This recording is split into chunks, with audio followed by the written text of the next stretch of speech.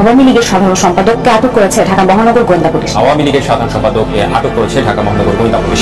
DB কার্যালয়ে নেওয়া হয়েছে। বিকেলে রাজধানীর ধানমন্ডি এলাকা থেকে তাকে আটক করে মহানগর গোয়েন্দা পুলিশ। এমপি আনোয়ারুল আজিম আনার হত্যায় আওয়ামী লীগের সাধারণ সম্পাদক গ্রেফতার দেখিয়েছে। চাঞ্চল্যকর এমপি আনোয়ারুল আজিম আনারকে হত্যার পর মুহূর্তের একটি ছবি এসেছে যমুনা টেলিভিশনের হাতে। এবারকার জেল জীবন রাজনীতিকদের জন্য। সাবেক আইজিপি বেনজির আহমেদের ভয়াবহ দুর্নীতির তথ্য সামনে আসছে একের পর এক। এতে বিব্রত পুলিশ কর্মকর্তারা, পরিবার স্বজন কিংবা বন্ধুদের। সুপ্রিয় দর্শক শ্রোতা, আসসালামু আলাইকুম। দেশ এবং প্রবাসে, দূরে এবং কাছে যে যেখান থেকে আমার এই ভিডিওটির সাথে সংযুক্ত হয়েছেন সকলকে আন্তরিক শুভেচ্ছা ও অভিনন্দন। দর্শক, স্ক্রিনে আপনারা শুরু থেকে ছোট্ট একটি ভিডিও ক্লিপ দেখতে পাচ্ছেন। আনারুলের চাঞ্চল্যক এক তথ্য বেরিয়ে আসলো। আমাদের সড়ক প্রতিমন্ত্রী ওবায়দুল কাদের সাহেব ইনি কিন্তু জড়িত আছে এই ভিডিওর মাধ্যমে, আপনারা ইতিমধ্যে দেখতে পারতেছেন। দর্শক, পুরো ভিডিওটি আপনাদেরকে দেখাবো, তবে আজকের ভিডিওটা কিন্তু খুবই ইম্পর্টেন্ট এবং খুবই গুরুত্বপূর্ণ। যারা ভিডিওটি দেখার জন্য প্লে করেছেন সবাইকে অনুরোধ করব অবশ্যই ধৈর্য সহকারে আজকের ভিডিওটি কন্টিনিউ করবেন। দর্শক, চাঞ্চল্যক এক তথ্য বেরিয়ে আসলো। আমাদের সড়ক পরিবহন মন্ত্রী ওবায়দুল কাদের সাহেব ইনি কিন্তু এমপি আনারুল হকের সাথে জড়িত আছে এবং চাঞ্চল্যকের তথ্য নতুনভাবে বের হয়ে আসছে। এজন্য থলের বিড়াল বের হয়ে আসছে আজকের এই ভিডিওর মাধ্যমে। দর্শক, আমি বেশি কথা বলবো না, চলে যাব সেই ভিডিওতে, যে ভিডিওতে আপনাকে দেখানোর জন্য অপেক্ষা করতেছেন এবং দেখার জন্য অপেক্ষা করতেছেন। আজকে এই যে ইন্ডিয়াতে যে ঘটনা ঘটছিল, এমপি সাহেব যে মৃত্যু হয়ে গেল, পিছের মূল কারণ কি এবং মারার পরে তাকে যে ছবি পাঠানো হলো সেটা হচ্ছে যার কাছে, সেটা হচ্ছে আমাদের বাংলাদেশের সড়ক পরিবহন মন্ত্রী তাকে। তো চলুন আমরা সেই ভিডিওটি দেখি। সংসদ সদস্য আনোয়ারুল আজিম আনার হত্যার এক মাসেও মিলছে না অনেক প্রশ্নের উত্তর। তবে হত্যার আগে পরে সব জেনেও ঝিনাইদহ আওয়ামী লীগের সাধারণ সম্পাদক সাইদুল করিম মিন্টু নিশ্চুপ ছিলেন বলে দাবি করছে গোয়েন্দা পুলিশ। আর তাই হত্যাকাণ্ডে মিন্টুর সম্পৃক্ততা রয়েছে কিনা তা জানতেই 8 দিনের রিমান্ডে নেওয়া হয়েছে তাকে। এমপি আনোয়ারুল আজিম আনার হত্যায় ঝিনাইদহ জেলা আওয়ামী লীগের সাধারণ সম্পাদক সাইদুল করিম মিন্টুকে গ্রেফতার দেখিয়েছে পুলিশ। নেওয়া হয়েছে 8 দিনের রিমান্ডে। গোয়েন্দা পুলিশের দাবি, হত্যার রহস্য জট খুলতে চেষ্টা চালাচ্ছেন তারা। সংবাদ সম্মেলনে ডিবি প্রধান হারুনুর রশিদ জানান, রিমান্ডে থাকা আরেক আসামি কাজী কামাল আহমেদ বাবু ওরফে গ্যাস বাবু ও সাইদুল করিম মিন্টুকে মুখোমুখি করা হবে। আমরা এখন তাকে রিমান্ডে মাত্র এনেছি, 8 দিনের রিমান্ডে এসেছে।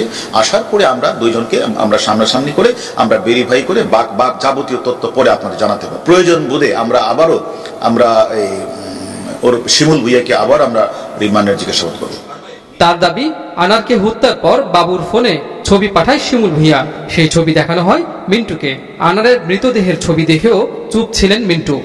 উনি 16 তারিখ থেকে জানেন, তার সাথে কথা হচ্ছে এবং আমরা জানলাম গিয়ে 22 তারিখ। অথচ উনি কেন এত আগে জানার পরেও কাউকে উনি জিজ্ঞাসা করলেন না। যদিও মৃত্যুর খবরে আনারের পরিবারকে সমবেদনা জানাতে ছুটে গিয়েছিলেন মিন্টু ও গ্যাস বাবু। কাজী ফয়সাল, চ্যানেল 24, ঢাকা। আলোচিত ও চাঞ্চল্যকর এমপি আনোয়ারুল আজিম আনারকে হত্যার পর মুহূর্তের একটি ছবি এসেছে যমুনা টেলিভিশনের হাতে। এমনকি হত্যার সময় কলকাতার ওই ফ্ল্যাটে কারা উপস্থিত ছিল, কার ভূমিকা কি ছিল, কেমন ছিল, এসবের বিস্তারিত বর্ণনা দেয়া কসাই জিহাদের ফুটেজও মিলেছে। গোয়েন্দা দল তাকে নিয়ে সঞ্জীবা গার্ডেন্সের সেই ফ্ল্যাটে নিয়ে গেলে বিস্তারিত সব বর্ণনা দেয় সে।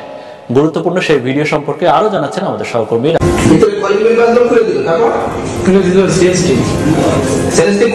তুমি কেমন কোথায় ছিলা? এই জায়গায় ছিলাম। এই জায়গাটা ছোট সোফা ছিল। এদিকে দেখ, এদিকে ছোট সোফা আছে। হ্যাঁ, তাহলে তুমি এখানে থাকবা না। আমার কথা শোনো, তুমি এটা খুললা, তারপর আসলো, তারপর এদিকে থাকো, এদিকে থাকো, তারপর ঢুকলো। 26 মে কলকাতায় তদন্তে যায় ডিবি পুলিশের দল। সেখানে গ্রেফতার জিহাদ হাওলাদারকে নিয়ে চলে যায় সঞ্জীবা গার্ডেনের সেই ফ্ল্যাটে। আনার হত্যায় কার কিভাবে যোগসূত্র রয়েছে, কার কি ভূমিকা ছিল, সেই সব বিশদভাবে বর্ণনা করে সফররত ডিবি পুলিশ এবং কলকাতা পুলিশকে।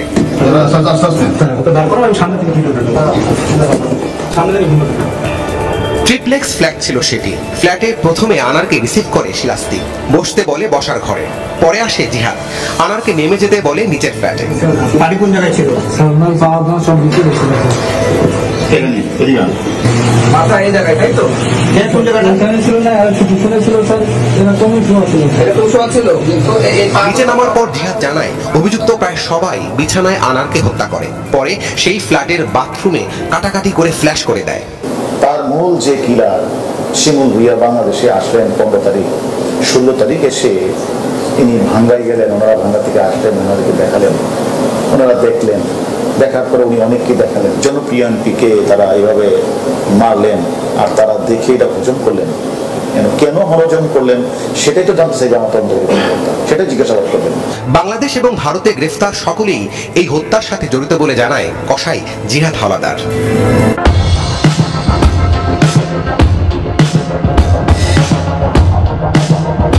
দর্শক, এতদিন আপনাদেরকে আমরা আনোয়ারুল আজিম আনার আমাদের সাবেক পুলিশ মহাপরিচালক বেনজির আহমেদের নতুন এক তথ্য বেরিয়ে আসলো, এজন্য থলের বিড়াল বের হয়ে আসলো। ইতিমধ্যে আপনারা যে সড়ক পরিবহন মন্ত্রীর যে এমপি আনোয়ারুলের যে ভিডিওটি দেখেছেন, এখন আপনাদেরকে দেখাবো বেনজির আহমেদের সেই চাঞ্চল্যকর তথ্য। দর্শক, এই বেনজিরকে নিয়ে কিন্তু সারা বাংলাদেশ এখনো তোলপাড় চলতেছে এবং পুরো পৃথিবীর সব প্রান্তে সমস্ত ব্যাংক সিজ করা হচ্ছে। বেনজির আহমেদের যত অন্যায় দুর্নীতি করেছে প্রত্যেকটি দুর্নীতির কেন্দ্র বের হয়ে আসতেছে। তো আজকে আপনারা দেখবেন বেনজিরের যে মূল হোতা কে এর বিষয়ে ইন্ধন দিছে, সরকারি দলের কোন কোন অফিসাররা ছিল, কোন সচিব ছিল, আজকের এই ভিডিওতে পেয়ে যাবেন। তো চলুন আমরা সেই ভিডিওটি দেখি। সাবেক আইজিপি বেনজির আহমেদের ভয়াবহ দুর্নীতির তথ্য সামনে আসছে একের পর এক। এতে বিব্রত পুলিশ কর্মকর্তারা, পরিবার স্বজন কিংবা বন্ধুদের কাছ থেকে প্রতিনিয়ত নানা প্রশ্নের মুখোমুখি হচ্ছেন বাহিনীর বিভিন্ন স্তরের কর্মকর্তারা। থানা থেকে সদর দপ্তর পর্যন্ত চলছে বেনজির কাণ্ড নিয়ে জোর আলোচনা। তবে ব্যক্তি বেনজিরের অপকর্মের দায় যাতে বাহিনীতে না পড়ে, সেজন্য তার অনিয়ম দুর্নীতির শাস্তি চান পুলিশের সৎ কর্মকর্তারা। সেই সাথে বেনজির পন্থীদেরও শাস্তি চান তারা। বিষয়টি নিয়ে জোর আলোচনা শুরু হওয়ায় পুলিশে বেনজির পন্থীদের এখন ঘুম হারাম। সাবেক আইজিপির বিভিন্ন অপকর্মের সাক্ষী পুলিশ কর্মকর্তাদের মাঝে দেখা দিয়েছে আতঙ্ক। আতাউর রহমানের পুলিশ সূত্র বলছে, বেনজির আহমেদ ঢাকা মহানগর পুলিশ কমিশনার, র্যাবের মহাপরিচালক ও সর্বশেষ আইজিপির দায়িত্ব পালনকালে বাহিনীর ভেতর নিজস্ব একটি বলয় তৈরি করেছিলেন। তাদের সহযোগিতায় সম্পদের পাহাড় গড়েন তিনি। এমনকি বেনজিরের সম্পদ পাহারাও দিত তারা।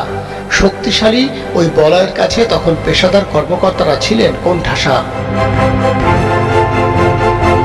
পুলিশের দায়িত্বশীল এক কর্মকর্তা কালবেলাকে বলেন, বেনজির বলয়ে দুই ধরনের লোক ছিল।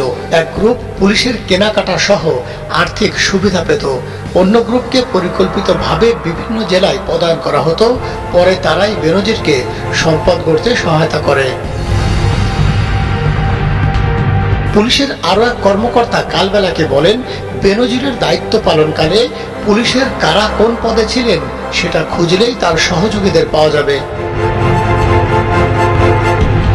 ট্রান্সপারেন্সি ইন্টারন্যাশনাল বাংলাদেশ টিআইবির নির্বাহী পরিচালক ডক্টর ইফতেখারুজ্জামান কালবেলাকে বলেন, বেনজির আইজিপি বা র্যাব প্রধান থাকাকালে অনেক কর্মকর্তা তার অন্যায়ের সহযোগী ছিলেন। তাদেরকেও জবাবদিহিতার আওতায় আনতে হবে। এর মাধ্যমে বার্তা দিতে হবে, অপরাধ করে কেউ পার পায় না।